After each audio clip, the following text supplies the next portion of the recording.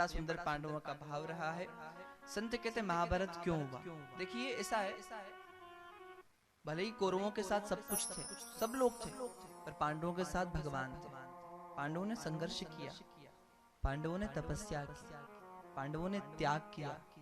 और जिन जिन लोगों ने तपस्या की है, जिन जिन लोगों ने साधना की है,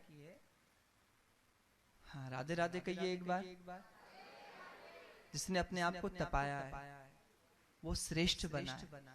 जिसने संघर्ष को देखा है उसी ने मंजिल को पाया। जिसने जीवन में संघर्ष नहीं देखा है उसे सफलता भी मिलने वाली नहीं है। महाराज रश्मि रथी में कुछ पद लिखे गए हैं पांडवों के बारे में।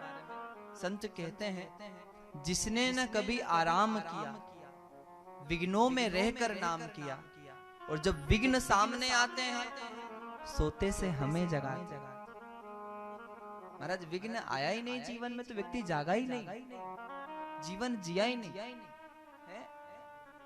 शूलों का मूल नशाने को, खुद बड़ विपत्ति पर छाने को, हे कौन विघ्न ऐसा जग में, टिक सके वीर नर के मग में।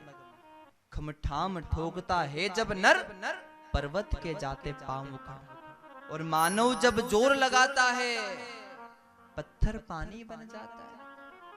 गुण बड़े एक से एक प्रखर है छिपे मानवों के भीतर।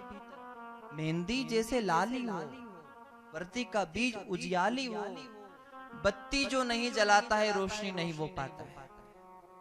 क्यों? उजाले के लिए क्या करना पड़ेगा? बत्ती जलानी पड़ेगी कि नहीं? वैसे ही जीवन में प्रकाश के लिए परिश्रम करना पड़ेगा। कैसे?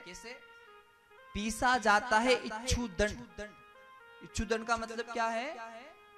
गन्ना।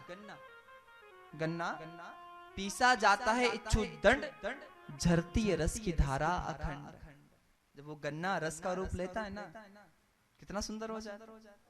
पीसा जाता है इच्छु दंड, झरती रस की धारा अखंड, और जब मेहंदी सहती है प्रहार तो बनती लालनाओं का श्रृंगार। अच्छा मेहंदी कह देती मुझे तो कुटाई से डर लगता है, तो फिर वो लाली हो पाती, लाल हो पाती?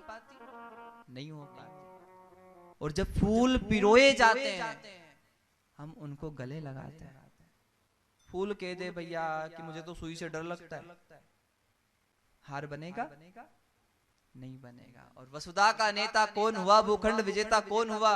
अतुलित यश केता कौन हुआ? नव धर्म प्रणेता कौन हुआ? बोले जिसने न कभी आराम किया, विघ्नों में रहकर नाम किया। जब विघ्न सामने आते हैं सोते से हमें जगाते हैं। और जिसके जीवन में विघ्न नहीं आया उसने जीवन जिया ही नहीं। खुद बड़ विपत्तियों पर छाजा, मेरे किशोर मेरे ताजा। तो स्वयं तेज भई कारी है, क्या कर सकती चिंगारी है। और जो लाच्छा ग्रह में जलते हैं वही सुरमा बनते हैं। जिसने अपने आप को तपाया है वही वीर, वही महान हुआ है।